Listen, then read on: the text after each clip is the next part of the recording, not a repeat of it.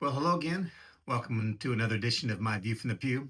I'm Rodney Blockhead, and as always, I'm grateful that you stopped by to listen in to a video today. So hopefully you will enjoy it. Our channel continued to grow. It's been a little bit, a couple weeks since I've been able to post a video. It's been just kind of crazy with work, my media job, real estate, grandkids, traveling. So a lot of things going on, but I'm happy to be back with another video, and hopefully more often we'll be posting those for you. So today's video, oh, and also, again, don't forget to subscribe if you're not a subscriber, and would love to any kind of comments that you can give on the videos. Would certainly be appreciated.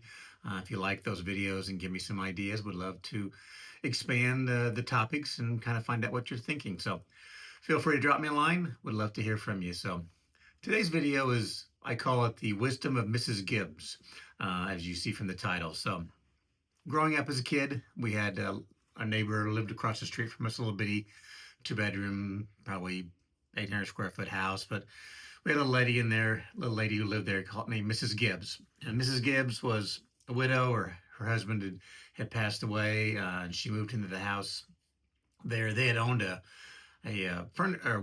Western wear store. Can't remember where it was. I think somewhere in Kansas at some point in time in their life. So she had a bunch of stuff there in her house that was kind of Western theme, and really nice lady, but kind of more shut in. Really didn't get out very much. So we kind of looked after her, took care of her. Every time we would have a meal, my mom would always make a plate and would take it across the street over to Mrs. Gibbs, make sure she had food to eat, for dinner.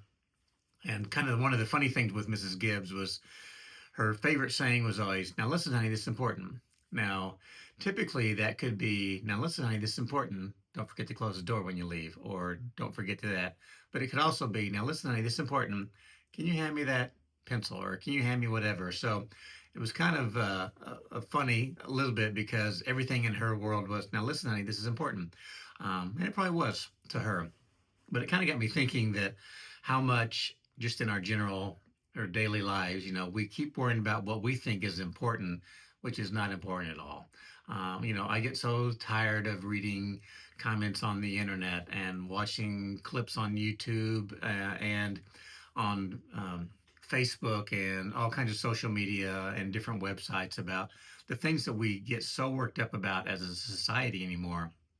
Well, they're really not that important. We worry way more about things that are going on halfway around the world, or in Washington, D.C., or in our state capitals, that will never affect us, or that we will have no effect on. But we worry way more about those than we do about the people that are living across the street. In our case, the Mrs. Gibbs of the world.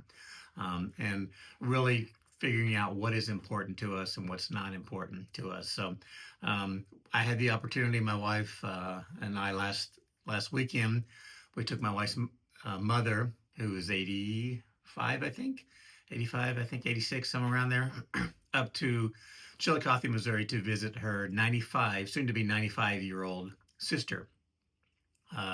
So Aunt Dorothy. So super, super sweet lady, 95, almost 95 years old. So has seen a lot in her life, has gone through a lot in her life. But you know what? She didn't mention one thing about politics. She didn't mention one thing about what's going on in the world. She didn't mention any of those things. What was important to her was family, spending time with others, thinking about, what she's doing. A lot of times she just sits at her kitchen table and watches, old reruns on TV of Little House on the Prairie, and she's just happy as a clam. Not worrying about the things in life that the rest of us going out through the world think, "Oh, these are really important things I need to worry about." I think at her point in her life, she's gone to where, as my dad used to say before he passed away, "Well, I'm not going to be around much longer."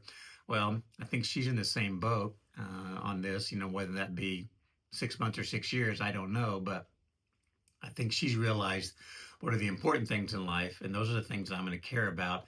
And the other things that everyone else thinks are really important, they're really not important at all. So I would encourage you, just as you go throughout your day today and throughout this week, and really the rest of your lives for that matter, is to really about what are the things that are important.